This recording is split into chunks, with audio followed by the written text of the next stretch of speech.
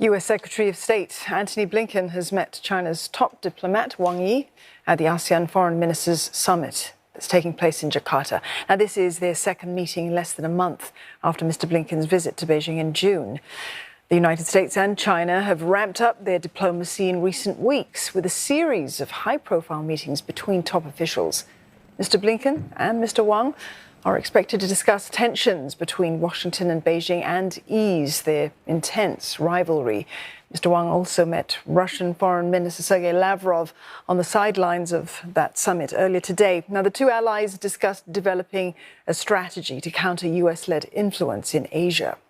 Mr Lavrov called today's meeting, quote, timely, and said China and Russia need to coordinate their positions regularly. He added that Beijing and Moscow want to strengthen ASEAN's efforts in playing a constructive role in the Asia-Pacific region. Wang Yi says that both nations will firmly support each other in protecting their fundamental interests, and there will be important high-level contacts between China and Russia in the coming months.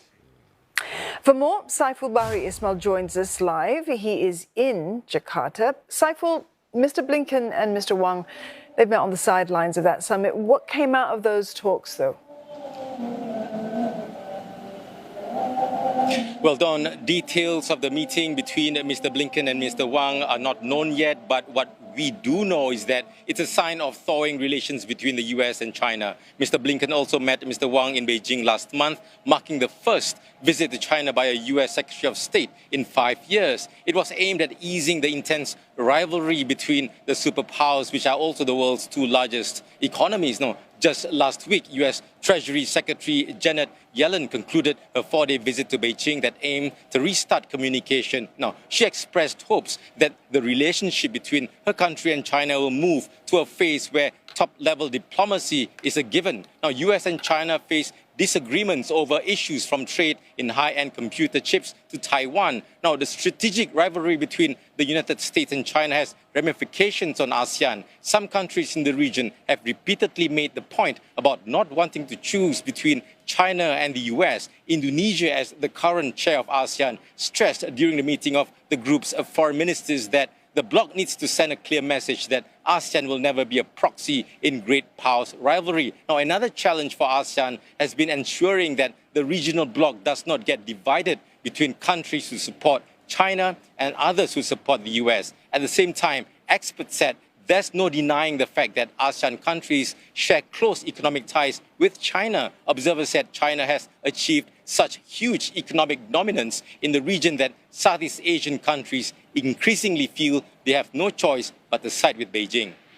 There certainly are strong ties between China and ASEAN nations. Saiful and Wang Yi held talks with ASEAN's foreign ministers as well today. Tell us what the key takeaways were. Well, ASEAN and China have agreed on guidelines to accelerate negotiations on the code of conduct in the South China Sea. Now, the guideline was adopted during the meeting between ASEAN's foreign ministers and Chinese top diplomat Wang Yi in Jakarta today. ASEAN and China also agreed to try to conclude the code of conduct within 3 years. Now, maritime disputes between China and some members of ASEAN have been a challenge in managing relations. The South China Sea is claimed by China and 4 ASEAN member states: Vietnam, the Philippines, Malaysia and Brunei. Now, Indonesia is not a claimant, but China insists that it has the fishing rights in Indonesia's exclusive economic zone in the Natuna waters that border the South China Sea. Now, the code of conduct in the South China Sea is needed as a guideline on how to act to reduce open conflicts in the high seas. The guidelines called for more meetings between the two sides and the start of negotiations for the most contentious issues, including whether regional code should be legally binding. Now, observers said China may support a legally binding code only when its own version prevails in the negotiations. Experts have also pointed out that more important than legal bindingness is enforceability, because a legally binding but unenforceable document is really of little use. Saiful, thank you very much for that. Saiful Bahri Ismail there in Jakarta.